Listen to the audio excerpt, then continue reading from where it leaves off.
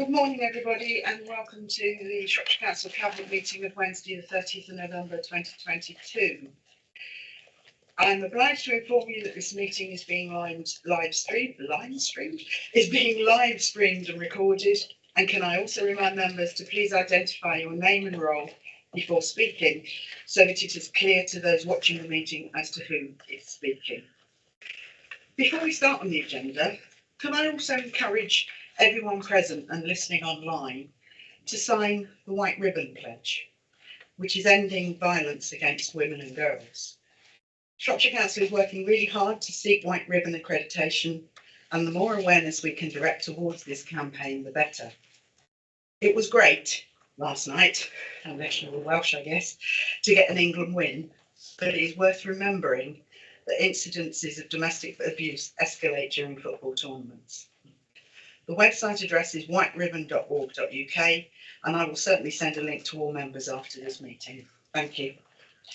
And finally, before we crack onto the agenda, due to the lateness of publication of items number 10 and 12, which is the library strategy and the Acton Scott report, these will be deferred to a future meeting. Therefore, item number 11, which is the exclusion of the public and press, is no longer required. So, moving on to the agenda. Item number 1, apologies for absence. I have apologies from Councillor Simon Jones and also from Tanya Miles, who is the Executive Director of People. Item number 2, disclosable interests. Any members wish to declare disclosable interests? No, thank you very much. Item number 3, minutes of the meeting on the 9th of November.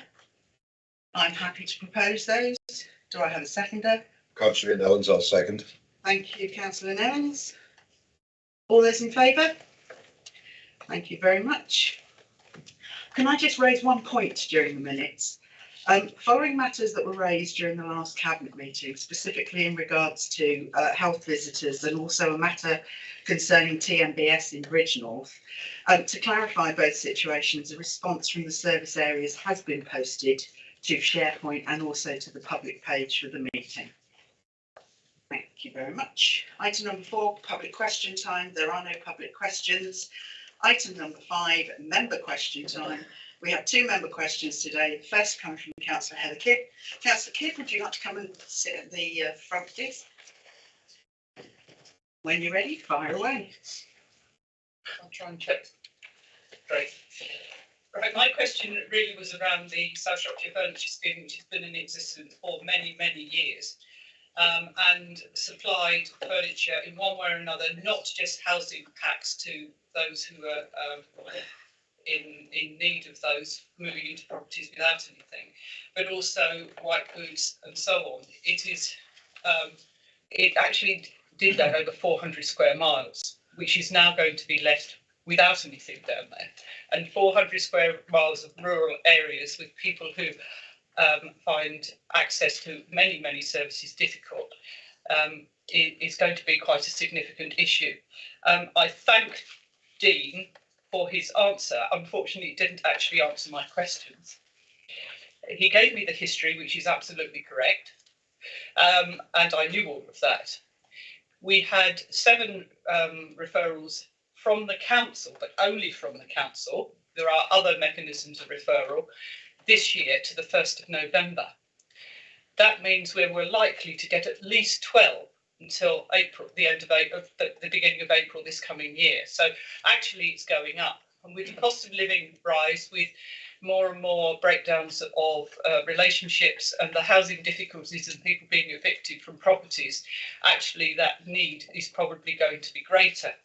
My question was around what sort of support could the council put in place to help the coverage in that 400 square miles.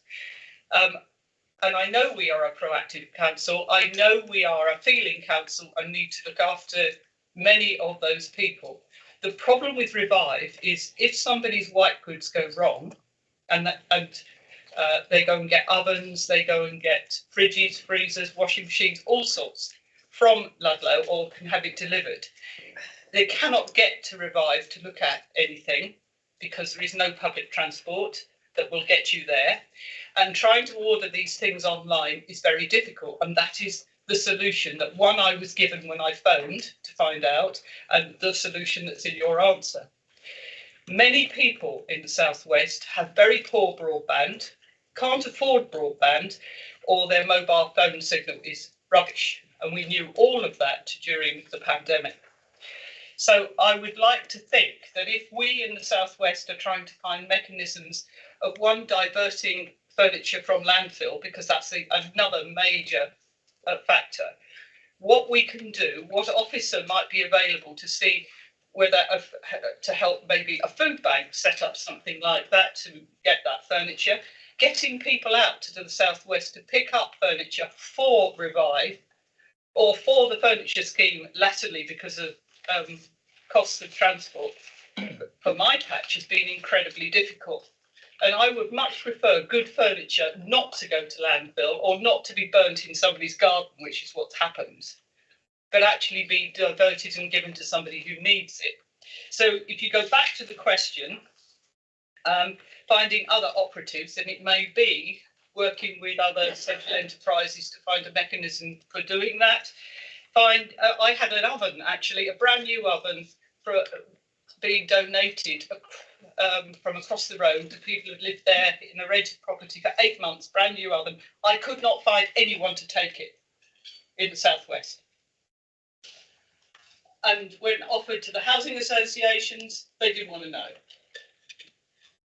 I really think that if we've got new white goods and so on that could be pack tested and then given to people who need them, then we need to find a mechanism. So my question really is about that support to people that we haven't been able to do.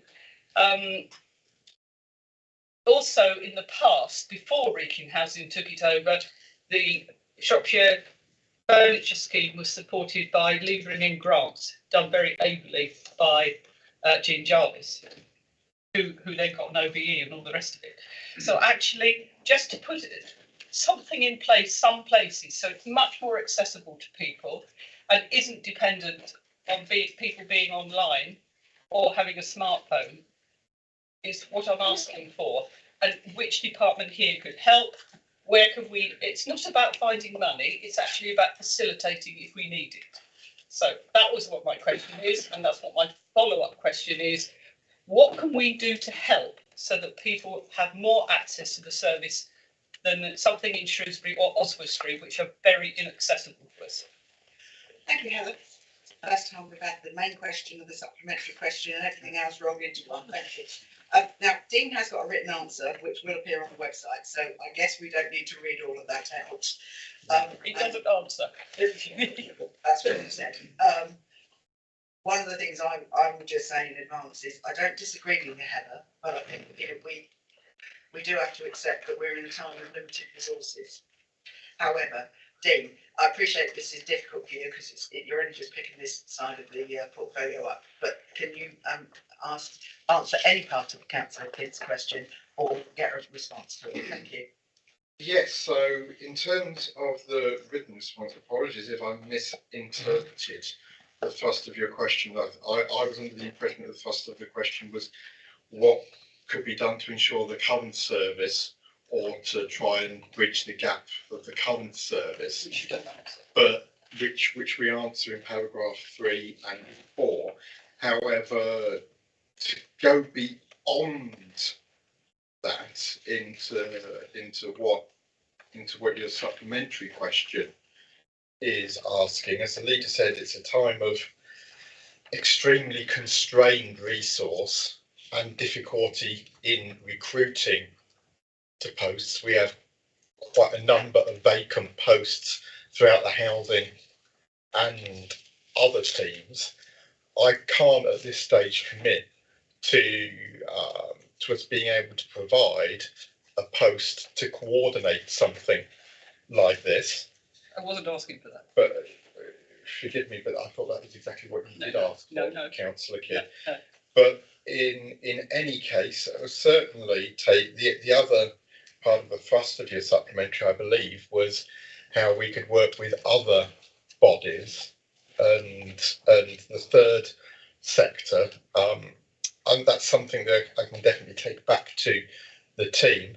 and discuss with them. But in terms of whether there's a resource within the council that could coordinate, I'd have to say that I don't believe that we could find one at this moment in time. I didn't actually ask for that. I So said, councillor Kidd, this is a member's question, not a debate, so I will ask you to take that conversation offline with Dean. However, what I will say is there are a number of third sector, voluntary sector providers who are doing this, and it's just about actually joining the dots, and Dean will go back to the housing team and talk to them about that. And we totally get that for some areas, Oswestry and Shrewsbury is not suitable. I just lost my screen, which is slightly concerning. But we will certainly get a response to you for that. Thank you, Councillor Kidd. You may now leave the front of the room. Second question comes from Councillor Peggy Mullock.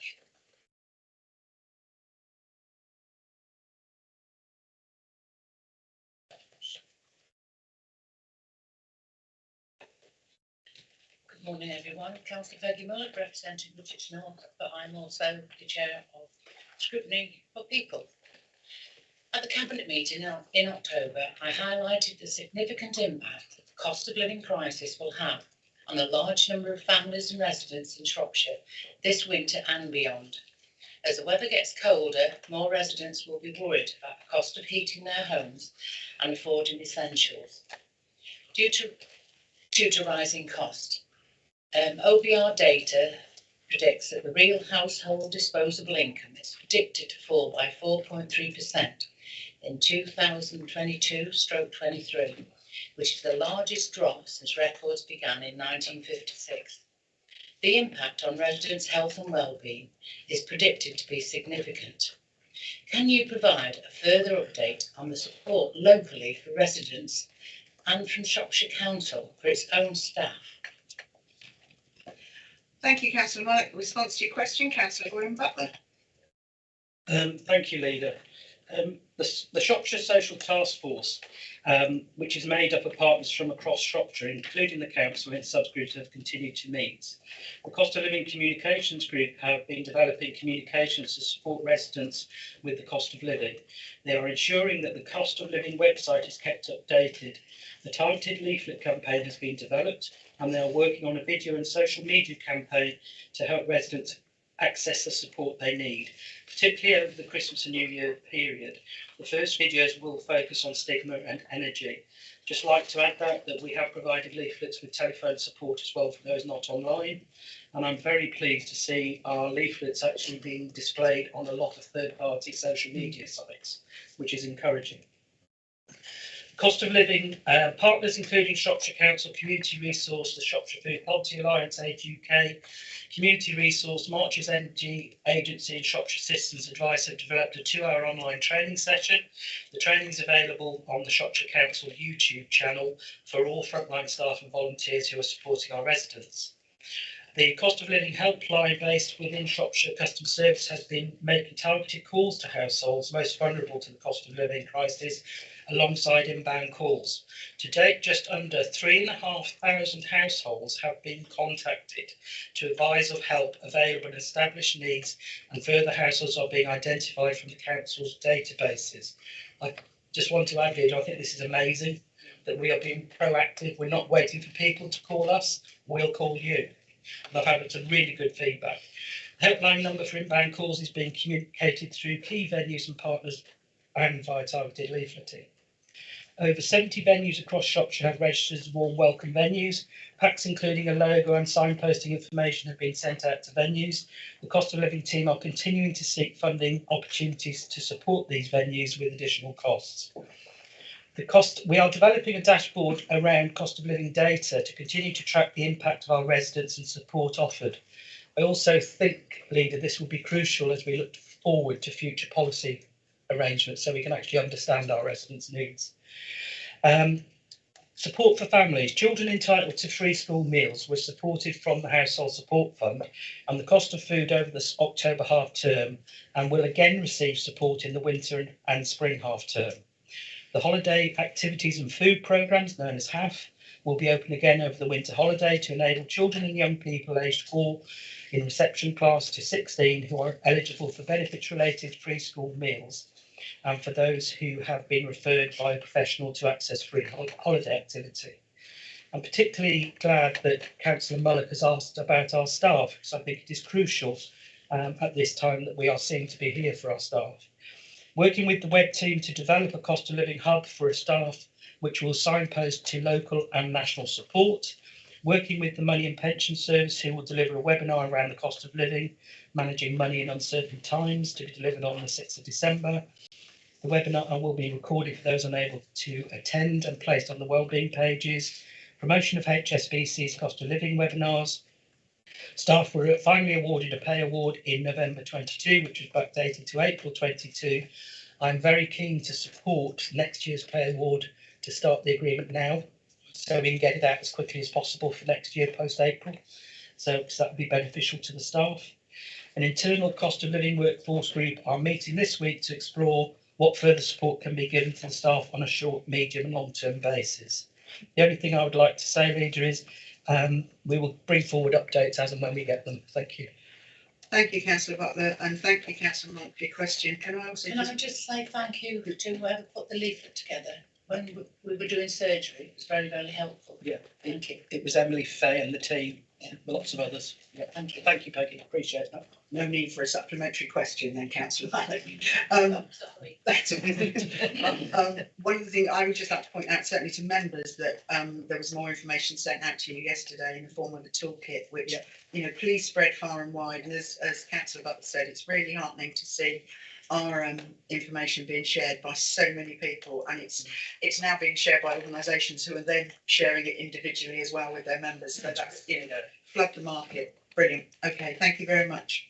Moving on to item number 6, which is scrutiny items. There are no scrutiny items for this meeting. Item number 7, the financial monitoring report, quarter 2, 2022-23. Councillor Gwyn Butler. Thank you, Leader. It's Councillor Gwyn Butler, portfolio holder for finance and corporate resources. This is the normal quarterly report that we bring to Cabinet to understand the phase of our finances so far during the year, and this is up to the 30th of September 2022. I don't think anybody be unaware, both in local government and in business and in the high street and residents, of the impact inflation is having upon us. I just wish to move the recommendations, Chair. It is what it is. We are looking to control corridor between just over 4 million to 17.5 million. At the present stage, we're just under 11 million. I would like to add that our officers are working night and day to bring this down. When you consider our disposable budget is circa 240, 250 million, if you put 11% inflation on that, it would be around 27 million. So to get it down already to 11 million, I think doesn't sound good, but it is going in the right direction. So in very hard times. Leader, I move the recommendations 3, 1, A and B as in the paper. Thank you. Thank you. So Graham's proposing that. I'm happy to second that. Councillor Evans and then Councillor Buckley. Councillor Evans. Thank you. Thank you, Leader Chairman.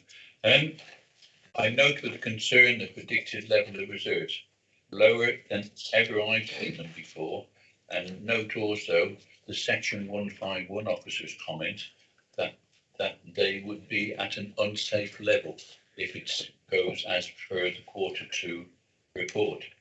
But I would like to know what is considered to be a safe level now, given the present uncertainties in the economy as a whole. How is a budget to be put together for next year when more savings will be needed, when this year, according to the report, the situation got worse and over 43% or £9 million of this year's savings are predicted as not going to be achieved? I note the increase in delivering adult social care and the pressures in children's social care and safeguarding, but I cannot understand why continually the savings in the Place Directorate fail to be achieved. Year on year, we're seeing the predicted savings not being delivered. Commercial services, economy and place are just 2 of the many areas where the council are seemingly failing to deliver the promises that were made to the council last February. On page 5, I note that, for example, commercial savings, £2 million, now unachievable. Commercial savings of £1.4 million, savings delayed. Efficiencies within administrative buildings, £1.4 million, delayed. These cabinet members, whatever, the cabinet made a recommendation to council in February with various savings that were going to be made. They haven't been made. There are increases in the budget due to adult social care and children's care, which are a problem, and I know about inflation, but if we're not making the savings that the cabinet said they were going to do, this council is in trouble. Thank you. Thank you, Councillor Evans. Councillor Buckley? Thank you, Councillor Gwynn Butler. I recall the last time we met at Cabinet, you told us that there were unpalatable savings coming our way, and we asked you, please, for transparency and openness around the budget issues. So imagine my surprise that the first I hear of the £11 million deficit is your interview on the radio and then the press release that you sent round before sharing this report with this committee and elected members whose role is to scrutinise what you are doing. So could I reiterate for the umpteenth time that reports, according to the Constitution, must come to meetings 5 clear days before and not be sent to the press first? Secondly, in terms of transparency and openness, can you stop pretending that this £11 million overspend is due to inflation? The figures at 8.2 explain very clearly only £1.3 million is due to inflationary pressures in place because it's around construction costs, and that a further £11 million is overspent in the adult services budget and the children's services budget, where you know that costs are fixed. And later on, it's explained in quite a lot of detail that the reason we're having to pay more is because of crisis. You're having to pull people out of hospital and put them in more expensive residential settings. In other words, due to not paying care workers enough because it's fixed at a low rate, we're having to put people in care homes, residential care homes at £1,000 a week. And I know because families are complaining to me that their relatives are stuck in care homes awaiting assessment and they cannot be moved out into care packages. And it states clearly in here that that is an over-the-top cost to be paid as a crisis management issue. Then we come on to children's and we have the same problem, that the problem is pressures that more children are going into looked after care. And then you have the audacity to tell us that in both of those departments, you've made a saving through vacancies because we're not recruiting and employing enough staff. Specifically, we are saving £139,000 by not employing enough people in children's early help. But guess what? We're £3 million overspent because more of them are ending up in care. It's really not rocket science, is it? That if we employ enough staff up front in early care... Stop shouting, Councillor. Well, because We've it's sat really... in the room, we know the importance. Stop shouting. Do you know the importance? Stop shouting. Because it's not Stop just... shouting. It's not just a financial cost. There is a human cost to not employing enough people to solve these problems up front, both in adult social care and in human care. And if the human cost doesn't matter to you, it's about time the financial cost mattered. In both of those budgets, we need to stop the short-term saving by not replacing people who've left. And specifically in the children's service, we've got a £1.5 million overspend, employing 39 staff through agencies because we're not paying them the market rate as social workers. It's time that we treated our staff with respect, we paid them the correct rate, and that we recruited to fill those vacancies and did front loading, so we are stopping these problems at the start rather than allowing them to accumulate later. So my request, please, is for some transparency. This overspend is not due to inflation. It's due to short-termism and cuts in our staffing. Thank you, Councillor Buckley. I will just reiterate what a couple of my cabinet colleagues said. Openness and transparency, aggression doesn't fit with that. Just making sure everyone can hear No. clearly the points that I we have. We're here. Unnecessary. Thank you. Councillor Gwynn Butler. Unfortunately, Councillor Buckley's attitude just reiterates her party, I think. in the way she actually controls herself in professional meetings. Right, and to answer the questions, Roger, I think the paper refers to the general fund rather than the reserve, because the reserves obviously we used last year to substantiate the budget, and the general fund is obviously what we're looking forward to look at the overspend this year to carry us forward. In normal terms, the reserve should be 3 to 5% of our general budget, but obviously we are similar to other local governments in a very dire situation, and there is an awful lot of councils who are actually in a worse situation than we are. In respect of the non-delivery in place, I get your frustration. A lot of that is driven by the market.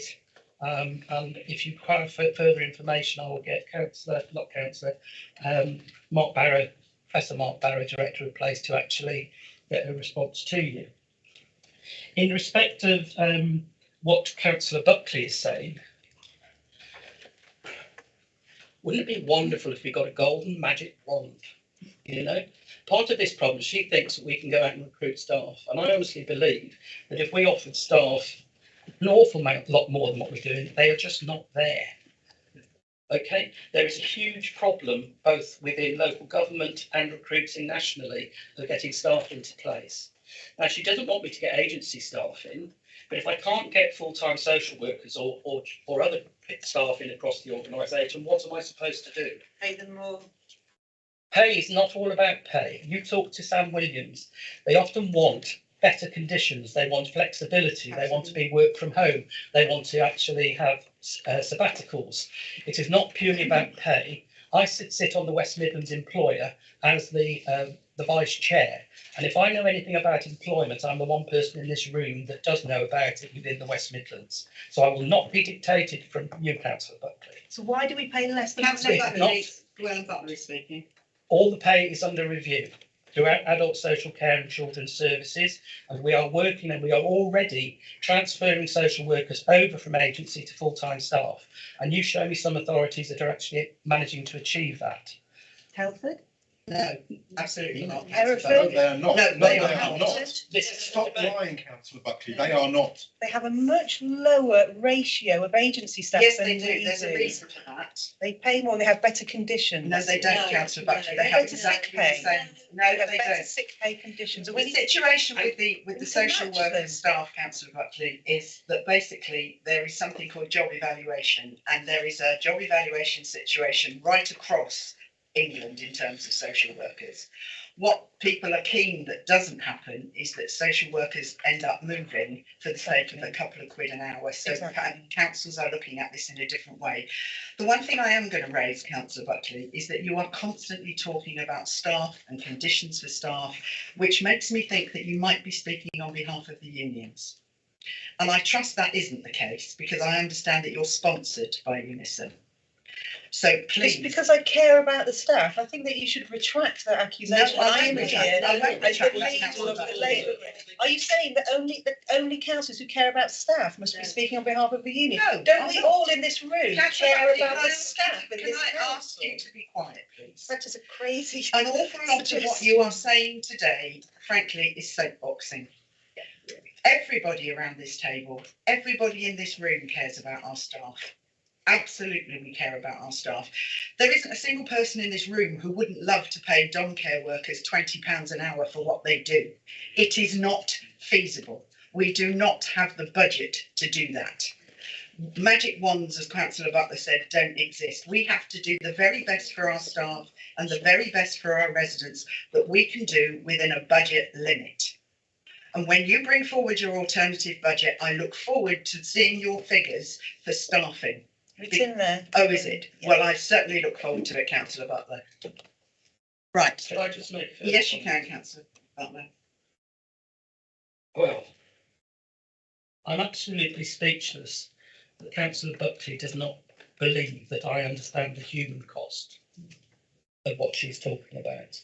I've had my own parents go through nursing homes and grandparents, and if I talk to the residents of my ward, I'm sure they would rebuke her comments that I do not know the human cost of what happens in this council. And I take my situation and where I am very seriously on that. But we have to balance the books and we have to move forward. And I just think, I'm disappointed with this level of politics, leader. I really am. I don't think there's any need for it. We should be working together. Thank you, councillor. Yes, councillor Evans. Thank you, Chairman. I note the previous conversation and the number of vacancies which are mentioned many times in the report, but I also note there's vacancies for apprentices, which I'm surprised we cannot recruit for that. And I know it's in progress, but for that number of apprentices to be there, it's a little bit surprised. And I also note, as referred to by Councillor Butler in his reply to me, the words drawdown of reserves, which appears a few times there. There is a difference, and I understand the difference between general reserves and earmarked reserves, and both those words appear in it.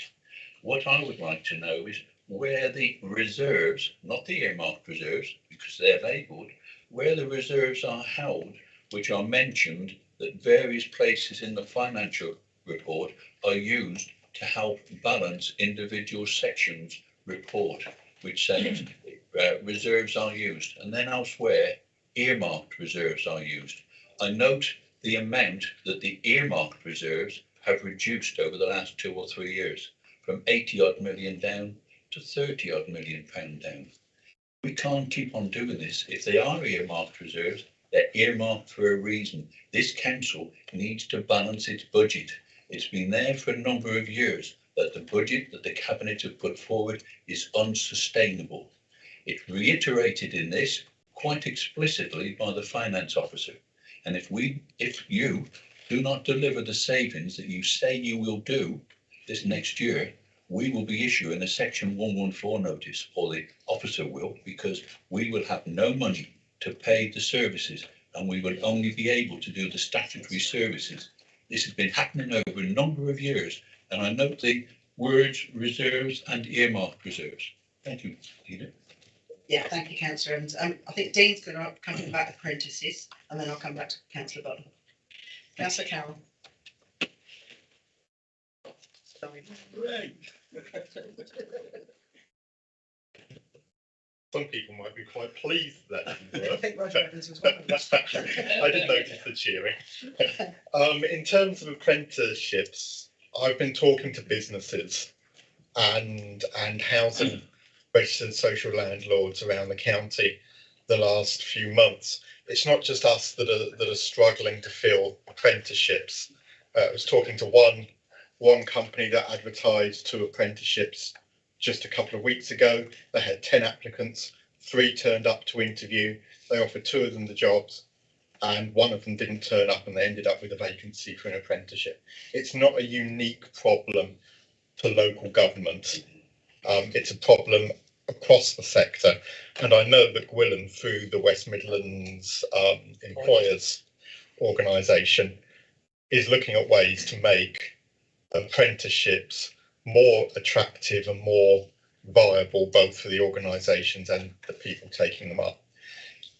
Just briefly coming on to the property related overspend, a large part of that is due to the estate rationalisation programme that was projected and put into the medium-term financial plan before COVID, not being able to be delivered due to COVID, and being rethought about now in the sense that we are still here in this building, and we're looking at a longer term potential move than we maybe thought we would be before COVID, and that has led to an overspend against what we would have predicted right back at the start of the financial plan period. But that is something that we are working to deal with, and looking to rationalise property in our estate in a different way in the short term to bring that overspend under control. In terms of commercial income, it's been a very tough market out there in terms of commercial property over the last 6 to 12 months. when the last budget was set, I think was the day before or 2 days before Russia invaded the Ukraine, and the whole world, political, financial and otherwise, was turned on its head. And we have seen the failures of numerous large national, regional, sub-regional and local businesses over the past 6 to 12 months. However, we are in a relatively healthy position compared to some local authorities in terms of commercial investment income, and the fact that the Darwin shopping centre still remains just a fraction of percent under 97% let, and only £80,000 below its income target for the year, is a credit to the management and our agency, Montague Evans, and their hard work to secure the future of businesses in that shopping centre, and to continue to attract new businesses such as HMV, who only opened there this month. Thank you, Leader. Thank you, Dean. Councillor Butler? Sorry, Leslie. Thank you. Roger, thank you for your coordinated response, and I know you get the situation that we're actually in. I'd like to take the opportunity, if I can, if James is available, just to talk about reserves, to give you a much wider update.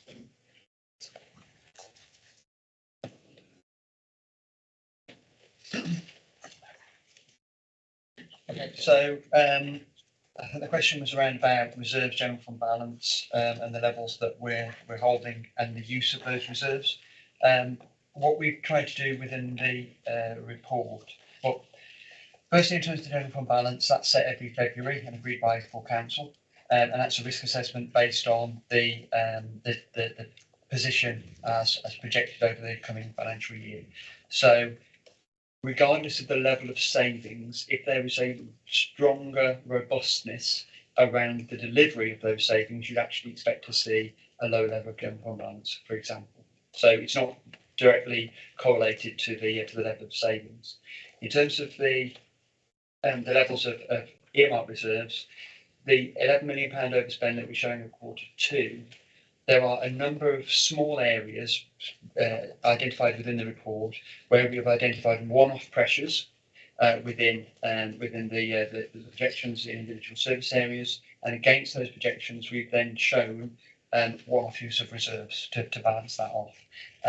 Where we have longer term pressures, we're looking to find longer term solutions to those. Because if we just throw reserves at them in the short term, then what it does is it means that problem hasn't gone away and is there next year and the year after and the year after.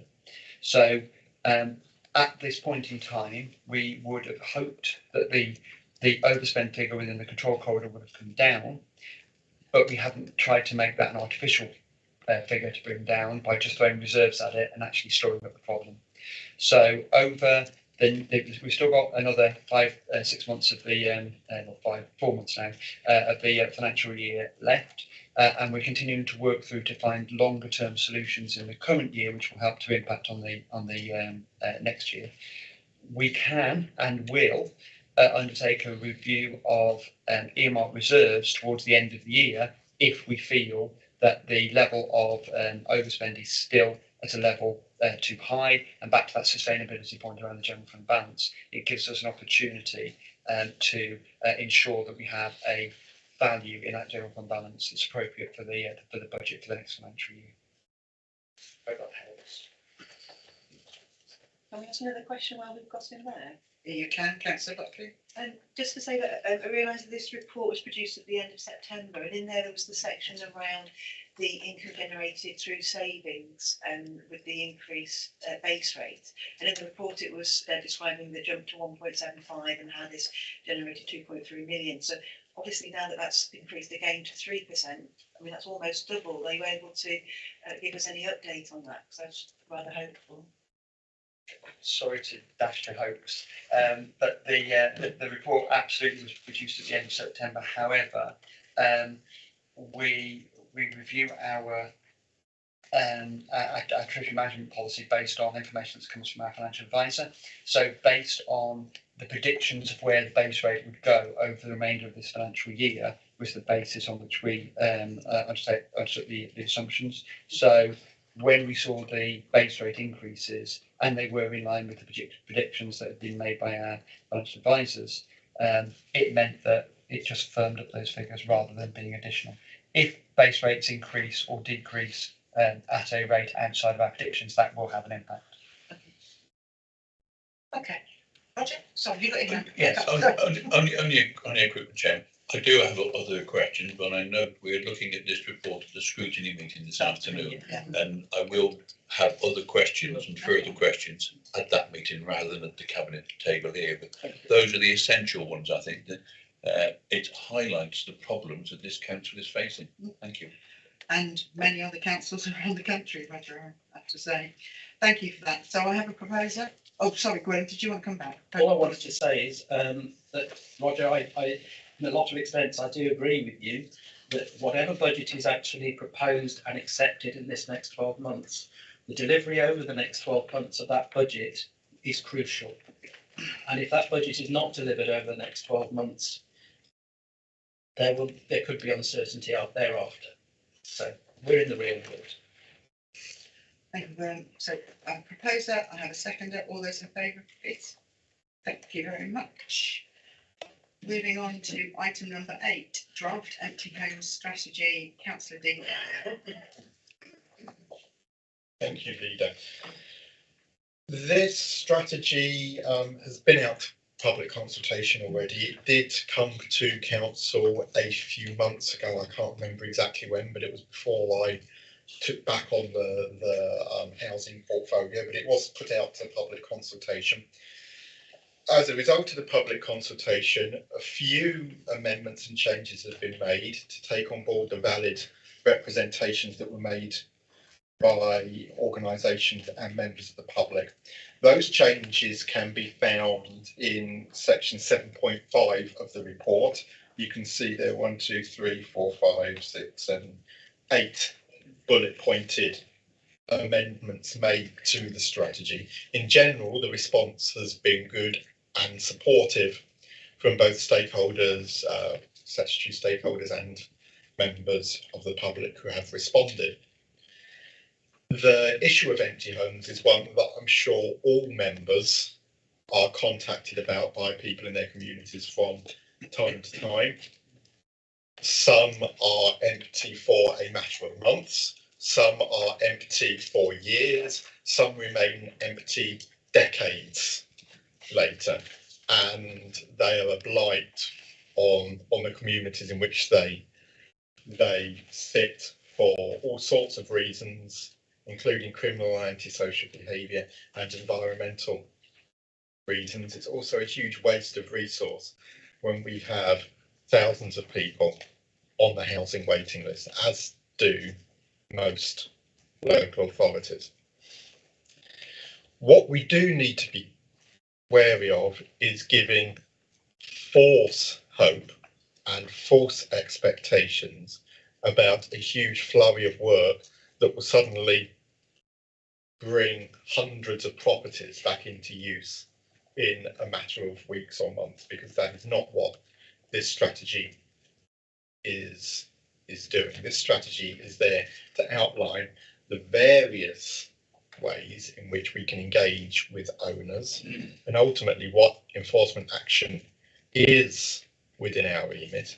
However, it is an area of council work which isn't as well resourced as we would like, due to it having to compete with some other extremely important areas such as homelessness and such as housing standards and the environmental health and safety of tenants in private and social housing. So we do what we can with limited resources in this sense. An empty home strategy is not something that we are legally required to adopt. However, we believe that as it is something which is of such concern to residents and parish and town councils across Shropshire that it is only right that we do set out publicly what our approach to dealing with long-term empty homes be. So I will move recommendation 3.1, which is to approve and adopt the empty home strategy. The full strategy document is attached as Appendix 1. I think it's a very good strategy that's had a lot of hard work put into it over officers from multidisciplinary teams over the course of months and more than a year. So I hope it can be supported and adopted by Cabinet. Thank you. Thank you, councillor Carroll. Do I have a second? Yeah, formally seconded, reserve my right, councillor William Butler, portfolio holder for finance and corporate resource. Thank you, Glenn. Councillor Evans and councillor Buckley. Thank you, Chairman. Empty homes. I note the report and I sympathise with some of the comments in it. But how many staff are now employed in the section? The Task and Finish group, which I was a member of, looked at this a number of years ago and certain recommendations were made. This, however, was never followed up by the appropriate scrutiny committee. And I think even the recommendation from the Cabinet about employing extra staff at that time was never followed up. I note in section 7 on page 4 the reference about enforcement. I have a house which has been empty for over 20 years. Councillor Kidd a few minutes ago confirmed with me she has a house which has been empty for over 25 years. For the one that I know about in my area, despite many calls for action from both myself and the parish council and residents, nothing has happened in over 20 years. Questions have in the past been asked at full council. I've asked questions of the appropriate cabinet member about this property and have received assurances. No action. Will something now be done, or are these just words with no meaning? I note the scoring matrix in this report, and I've marked this particular property from my experience about it, and I've either got it scored at 34 or 36, depending on how individual scores are interpreted. That's high. This council, as far as I'm aware, has never taken any action as far as empty homes to return it back into occupation.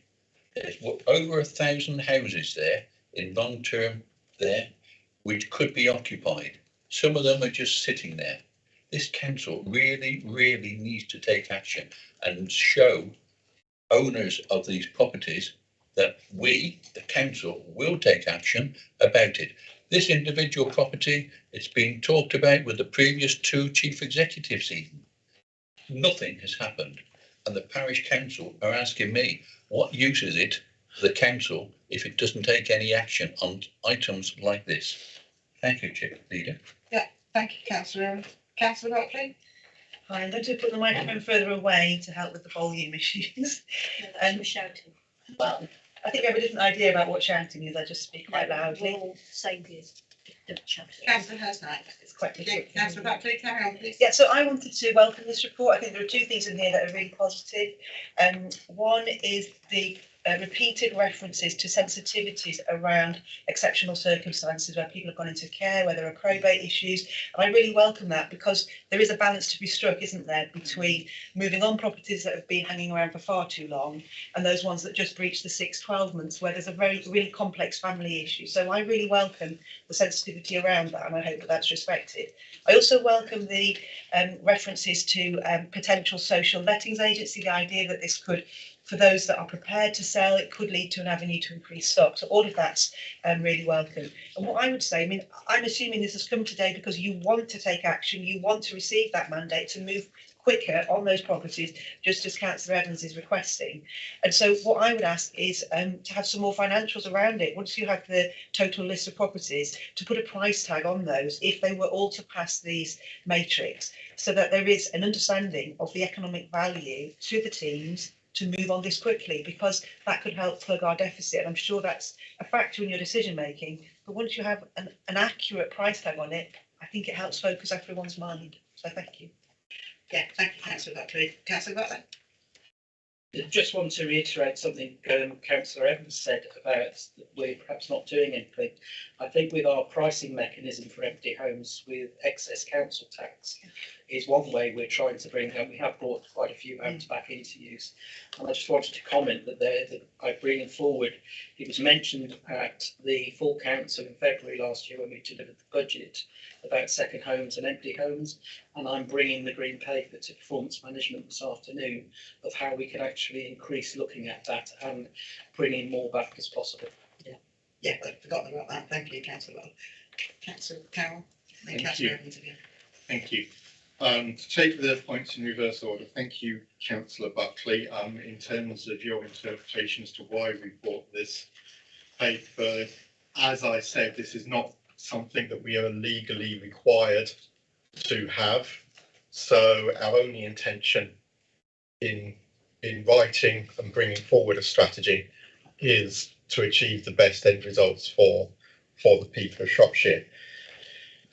Turning now to Councillor Evans. So firstly, the first question you asked was how many people work on this. Well, we've just employed a new full-time member of staff on this, which gives us just under 2 members of staff, effectively 1.8 full-time equivalents. As I said, this is an area where we had very little resource dedicated to this because it shares a team with environmental health and housing standards, which is extremely important and pressing. It's also in the housing world shared with things like homelessness and rough sleeping and independent living, disability facilities grants. All of those things come into the realms of housing. And so, yes, it's something that over the years we've struggled to secure a dedicated resource purely for this, because as worthy of cause as this is, that resource continually gets pulled out to work in other, even more critical areas of this field. That being said, it is a step in the right direction to have employed a new full-time post in this world. I do vaguely recollect the Task and Finish group that you referenced, Councillor Evans. I think that was probably not far off 10 years ago. It was certainly in the times of Councillor Price as portfolio holder, and he retired from council in 2017. So it will be a considerable time ago. I wasn't aware that it had never come back to scrutiny. I remember it going to scrutiny in the first place. I'm not aware that it hadn't come back to scrutiny. But what I would say, as a result of, or alongside that work, we did undertake some work. I believe it was in the Whitchurch area. Now I'll look to Councillor Mullock, who was still councillor for Whitchurch then. But I think or was it when? It may have been when, where we invested in a zone in one of the market towns in North Shropshire. Was it when? It was when we invested in a zone in one of the market towns in North Shropshire as a pilot project to bring a cluster of empty properties back into use. That was very successful. However, it was also extremely resource intensive in terms of the continual and long-term engagement with that number of that number of property owners. I believe from memory that project was part funded by a government grant or external funding, and was not an approach that we could feasibly look to roll out to the whole county because of the huge resource implications of that work. Now, as has been said by myself and others at previous cabinet meetings, resources follow priorities. if we don't have a strategy, then there is no reason for our finance officers to believe that this would be a priority for us if it's not what we consider important enough to have a strategy for. The fact that we now will have a strategy for it raises its importance internally. That's not to say that in the short term there will be any additional resource, because I'm sure James, sitting just behind me and to my right, would be having kittens listening to me saying that more resource might follow a strategy. But the fact is that that may enable us to chase further external funding and make better use, or make some use of funding that does come in a more systematic way. In terms of the property that you reference, Councillor Evans, I wouldn't normally engage in talking about individual cases at a cabinet or full council meeting, but as you have referenced it, I did fire off an email whilst you were talking to see if I could get a little bit of background on it, to save you bringing another question to full council about it. And the team are very much aware of it. They have attempted, without success, over many years to get engagement from the owners. Only the most extreme measures,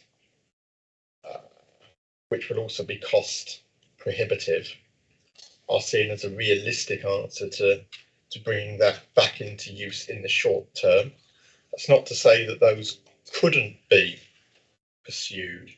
However, it comes back to them being on a case-by-case basis, and the use of that resource has to be justified, and the opportunity cost of the use of that resource, both the financial resource and the additional resource in terms of not just housing officer but also legal and financial time, has to be taken into account. But in answer to your specific question about that property, yes, we are aware of it. We have probably exhausted all but the most extreme of measures that we can take, but I wouldn't say that anything is off the table, but each case needs to stand up on its own merits. Thank you, Councillor Carroll. Councillor Evans. Thank you, Chairman. I think Councillor Carroll's recollection of 10 years is about correct, and it shows how long this has been around this council, and this council has failed to do anything. The property that I'm referring to is even no longer on the council tax base. It was removed without reference to me as a local member, without reference to the parish council, and it was only after investigation we found this council tax isn't applicable to this property. It was removed. So that's in answer to Councillor Butler's and the extra charge that we can put on. And I'm not sure whether this is unique or not. And if one looks at the cost of it, the social cost to the services, police, fire, and all the other things that are going on because of this property, there have been various promises that it needs to be handled carefully, and I'm sorry to refer to this particular case, but it is a good example, I think, that I get told it has to be handled very sensitively because of it, and promises are made. It'll be done in 6 months, done in 6 months, done in 6 months, done in 6 months. Nothing happens. As regards the last task and finish report, there the council did take the view that it would do it in zones. There was a zone in Market Drayton, which was done, and then I think you are correct, a zone in Whitchurch. And the task and finish group said, what about the rest of Shropshire? Could be looked at. Zones don't work. The council needs to show that it means business. And it is capital, I would have thought, that we'd be using, not revenue.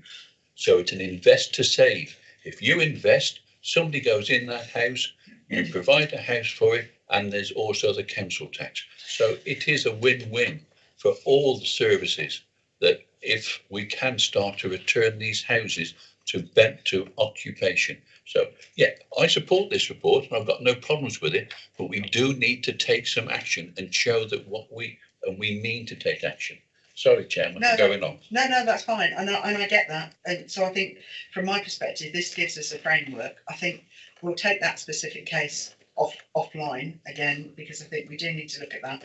I also pick up on what Councillor Buckley said about putting monetary value against it, which would be quite an interesting situation, and maybe woven into that is the fact that, as Councillor Evans has said, if there is properties that are empty that are no longer attracting council tax base, which I presume is because they are derelict, she said, looking at James-ish, because I know that there's some criteria about that. Again, we need to look at that. So I think, and I haven't got a problem with actually, I'm not interested in start and finish necessarily, but I think once we've done that piece of work, it would be good to get community scrutiny to look at it again before perhaps it comes back here as an update report or something, if everybody's happy with that. Okay, so I've got a proposer, and Dean, do I have a seconder for that? Yes, I do. I remember now. Thank you, Councillor Butler. All those in favour? Thank you very much indeed. Okay, so moving on, she said, having lost the situation. Moving on to item number 9, which is the review of Hackney Carriage and Private Hire Licensing Policy 2023 to 2027. Councillor Richard Marshall. Thank you, Leader. Councillor Richard Marshall, portfolio holder for Highways and Regulatory Services. Before I start, I must say that I'm shocked that for the first time in my life, I'm one of the quieter and calmer people in the room today. I never thought that'd be possible. Okay. The council's existing Hackney Carriage and Private Hire Licensing Policy is due to expire on the 31st of March next year. The report that's been published sets out the proposed policy to be implemented from the 1st of April 2023 through to the 31st of March 2027. Since April 2019, changes have been made to the national guidance and legislation in relation to the administration of the Hackney Carriage and Private Hire Licensing regime. The report highlights some of the main changes that are: the criteria that must be met by applicants and licence holders continues to be informed by the outcomes and recommendations from inquiries into child sexual exploitation, as well as taking into account wider implications of exploitation generally, including modern slavery and human trafficking. The policy now incorporates the requirements set out in the Department for Transport statutory taxi and private hire vehicle standards. Additional responsibilities are placed upon the operators and drivers of passengers with disabilities under the Equality Act 2010 and the DfT's Access for Wheelchair Users to Taxis and Private Hires Vehicles statutory guidance to ensure passengers' needs are fully supported throughout the journey. The council also have additional duties to keep and maintain a list of designated wheelchair accessible vehicles. Now, during the consultation process, officers have worked hard to work closely with the industry to ensure the new policy is both legislatively compliant and deliverable. I'd personally like to thank the officers for their work on this proposed policy, and I move the recommendation that Cabinet approves with any necessary modifications the proposed Hackney Carriage and Private Hire Licensing Policy 2023 to 2027 as set out in Appendix 1 of the report, and agrees it is adopted by Council and implemented with effect from 1st of April 2023. Thank you, Councillor Marshall. Do I have a second for that report? Councillor Kirsty Hurst-Knight, portfolio holder for children and education, happy to second. And really want to say again, thank you to all the officers involved, especially outlining section 1.2 of the policy, the safeguarding approach that Shropshire Council take. It's vital work and it's been excellent. Thank you. Thank you. Switched it off. Thank you, Councillor Hurst-Knight. I see no hands in the room. I have a proposer. I have a seconder. Sorry, Chairman. Sorry, go on. Yeah. Councillor Evans. Thank you, Chairman. I note the report, and I also note the alterations that have been made to it after it went to the licensing committee as a result of the consultation that was carried out and the taxi forum. And it does make interesting reading the comments that are there. And I note about the age profile of the vehicles there. I welcome that, and I note the differences and the notice that's been taken of it. But one of the comments that has come to me is from the Hackney Carriage drivers is that there seems to be one dominant private hire company in Shropshire, and they are concerned that they are complying with the rules. They do not pick up people off the street. They may not, but there is concern among some of the hackney drivers that they are going around and they've got the license to pick up off the street. Private hire do not, and their income levels due to COVID is giving problems and they're recovering from it, but they would want to ensure that the council will take appropriate action if and when that is found. Thank you, Leader. Yeah, thank you, Roger. Councillor Marshall? Yeah, thank you, Councillor Evans. Yes, you're exactly right. The rules surrounding private hire and hackney carriage are completely different. Hackney carriage can be held down on the street, whereas private hire has to be booked in advance through the office or via apps. The council are aware of certain situations, and I can assure you that we will be enforcing the policy when it is adopted to the best of our ability moving forward. Thank you, Councillor Marshall. No more hands. So I have a proposer, I have a seconder. All those in favour? Thank you very much. That's carried. So as I said, I'll repeat it because Councillor Buckley wasn't here at the beginning of the meeting. So item number 10, which is the Shropshire Library Strategy, has been deferred, as has the Acton Scott Historic Working Farm report. Now I can tell you that Acton Scott will absolutely come to the December cabinet, which is 14th, I think. I'm unsure as yet. I've not had a chance to speak to the officer concerned as to when the library strategy will come forward, but just so that Councillor Buckley is aware, they have been deferred due to the lateness of publication. So item number 10 has been deferred. Item number 11 is not required because that was the exclusion of the press and public, and item number 12 has been deferred. So that's the end of the meeting. Thank you very much indeed for your attendance.